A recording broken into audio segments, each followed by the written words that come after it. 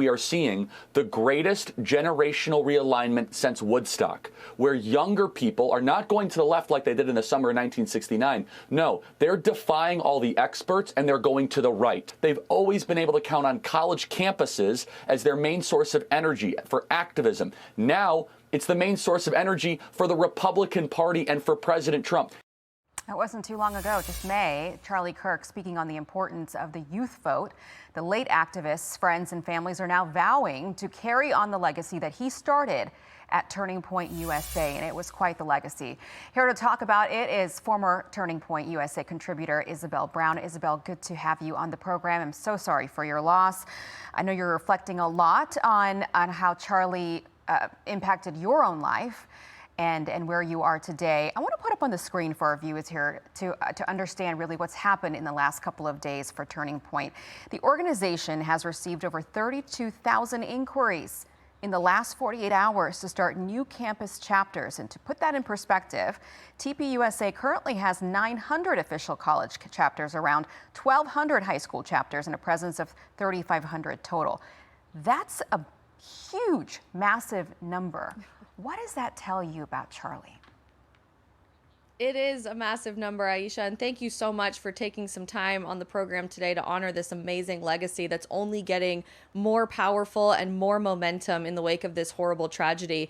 Andrew Colvett, Charlie's executive producer, tweeted that yesterday morning, so I have no doubt in my mind in the last 24 hours it's only doubled in size, I'm sure, because of the number of comments, DMs, emails, and messages that people like myself are receiving every single minute from young people across this country asking to get involved. You know, it's undoubtable that Charlie truly built an empire with Turning Point USA, and something that sought out to change the heart of culture from the inside out to then affect saving the country and Western civilization at large.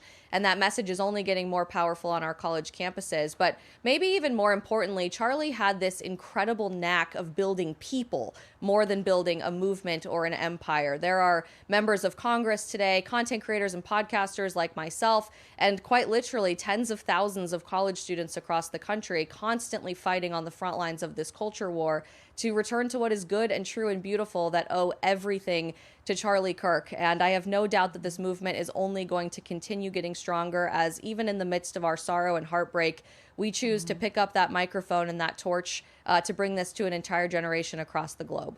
You know, Vice President Vance is expected to take over the podcast, the Charlie Kirk Show, this afternoon and fill in for him. It's interesting. I was talking to Will Kane this morning about, you know, what the future of Turning Point is, because it is such an influential, powerful political arm for the Republican Party, for any future candidate, Republican candidate that might want to put their hat into the ring for the White House. I know it's early, but what do you think? Where do you think Turning Point goes from here? Who do you think takes up that mantle? I know his widow wants to be a big part of this. What do you see for its future?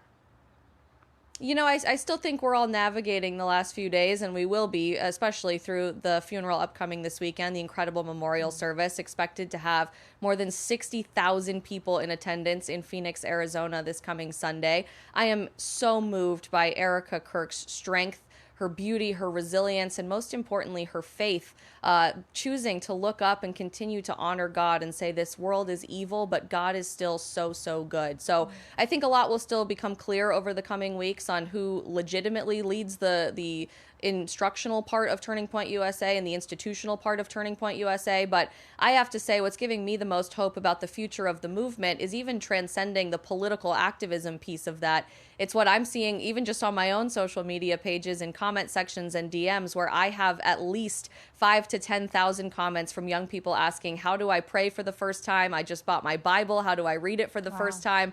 I just went to church for the first time. And this sense of religious revival and a return to God-based morality, I think really is the future undercurrent of this movement that will drive everything. I saw that too on my social media, people going back to church for the first time this weekend because of the assassination.